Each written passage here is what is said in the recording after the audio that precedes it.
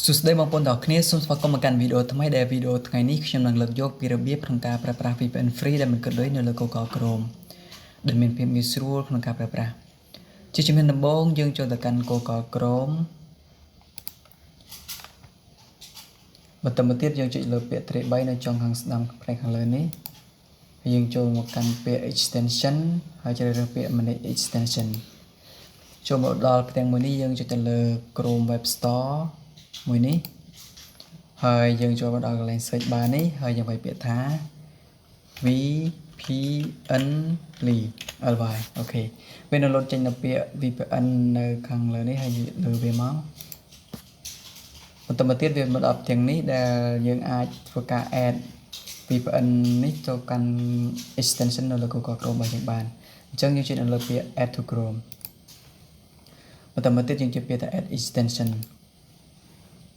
រងចាំបន្តិចវាកំពុងតែ add ឥឡូវនេះការ add extension របស់យើងគឺទទួលបានជោគជ័យហើយអញ្ចឹងយើងធ្វើការប្រើប្រាស់វា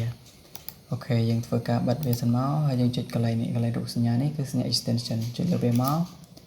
ហើយលើនេះយើងនឹងឃើញពាក្យថា VPN ly អូខេយើងធ្វើការប្រើប្រាស់យើងធ្វើការប្រើប្រាស់វាយើងចុចលើវាមក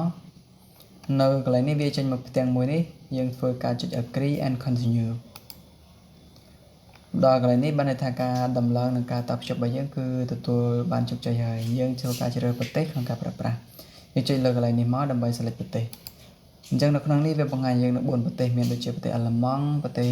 សហរដ្ឋអាមេរិកប្រទេសបារាំងហើយប្រទេសហូឡង់អញ្ចឹងខ្ញុំជ្រើសរើសប្រទេសបារាំងដើម្បីធ្វើការតេស្ត VPN ជូនបងប្អូនទាំងគ្នាសម្រាប់ការទស្សនាអូខេចុចលើប្រទេសបារាំងមកអញ្ចឹង VPN របស់យើងនឹងធ្វើការ connect អូតូដែលវាភ្ជាប់ជាមួយនឹងប្រទេសបារាំងអញ្ចឹងយើងធ្វើការតេស្តនៅលើ IP ដើម្បីដឹងថាតើការភ្ជាប់ VPN របស់យើងនឹងទទួលបានជោគជ័យឬក៏អត់អូខេអញ្ចឹងយើងចុច search នេះមកហើយវាពាក្យថា who.net ដើម្បីធ្វើការតេស្ត VPN របស់យើងអូខេឥឡូវនេះVPN របស់យើងបានដំណើរការហើយបានលោតទៅកាន់ IP បរទេសដែលនៅប្រទេសបារាំងអញ្ចឹងការតភ្ជាប់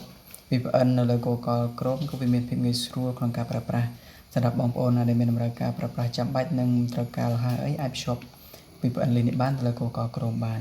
អញ្ចឹងវីដេអូថ្ងៃនេះក៏មានតែប៉ុណ្្នឹងទេអរគុណបងប្អូនសម្រាប់ទស្សនាសូមអរគុណ